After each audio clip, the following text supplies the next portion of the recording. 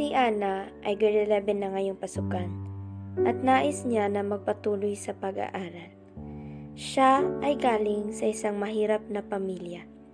Konti at sakto lang ang pera ng kanilang pamilya para sa hapagkainan at pangaraw-araw na gastusin nila. Pero hindi naging hadlang sa kanyang pag-aaral ang kahirapan. Malapit nang magsimula ang pasukan, ngunit nagkaroon ng virus outbreak. Problema ang nakapalibot sa kanilang pamilya dahil may quarantine at hindi nila alam kung saan kumuha ng pera para pantusto sa kanilang pang-araw-araw na pangangailangan. Nang dahil sa nangyari, tumulong muna si Ana sa kanyang magulang sa pamamagitan ng pagtatrabaho. Pumasok siya sa lahat ng klaseng trabaho na pwede niyang mapasukan at nagporsige upang makatulong lang siya sa kanyang pamilya at makaipon para pambili ng kailangang kagamitan para sa pasukan, kagaya ng cellphone. Sa umaga, nagtitinda siya ng kakainin na siya mismo gumawa. Tumatanggap din siya ng labada ng kapitbahay nila. Todo kayod si Ana. Kabilang trabaho pinasok niya para lang kahit papano makatulong siya sa kanyang pamilya.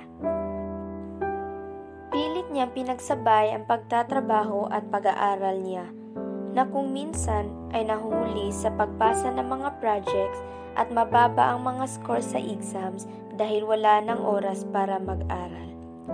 Sa kabila ng dami ng trabaho na tinanggap ni Ana, ay di pa din sapat para pangsuporta sa kanyang pamilya at sa kanyang pag-aaral, kaya kung minsan ay di siya makabili ng load.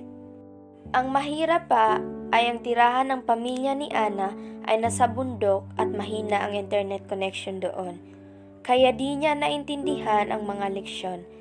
Kinabukasan, nagkaroon sila ng pasulit at mababa ang nakuha niyang marka dahil di niya naintindihan ang tinalakay na leksyon. Lumaon ang ilang linggo, nakatakdang magbigay na ng kanilang mga marka. Tinignan ni Ana ang kanyang marka at halos pagsakluban siya ng langit at lupa nang makita niyang bagsak siya sa 4 na asignatura. Lumaon ang di mawari ni Ana kung ano ang kanyang gagawin. Paano na ang kanyang kinabukasan? Hanggang dito na lang ba? Sambit niya sa sarili. Tumakbo si Ana nang walang pakialam hanggang dumating siya sa isang tulay. Sa ibaba nito ay ang malakas na agos ng tubig sa ilog. Kasabay ng patak ng ulan ay ang pagpatak ng kanyang luha. Kasabay ng pagdilim ng kalangitan ay siyang pagsakop ng kadiliman sa kanyang isipan. Naisip ni Ana na tumalon na lamang at iwan ang kanyang pangarap at iwan ang mga pighati. Tatalo na sana si Ana nang makita siya ng isang mama at malakas na kinabig siyang upang sagipin. Tinanong siya ng lalaki kung bakit niya gustong kitilin ang kanyang buhay. Napabalahaw ng iyak si Ana at sinabi niya lahat ng paghihirap niya upang makapagpatuloy ng pag-aaral. Lingid sa kaalaman ni Ana, ang mamang iyon ay si Mr. Gab Salazar, isang maunlad na mangangalakal. Tinulungan niya si Ana na makapagtapos ng kanyang pag-aaral. Pagkalipas ng 20 taon ay naging matagumpay si Ana. Mayroon na siyang kumpanya at ekta-ektaryang lupa. Nagtatag siya ng organisasyon kung saan ang layunin ay matulungan ang mga kabataan sa salat sa buhay at walang kakayanan na makapag-aral.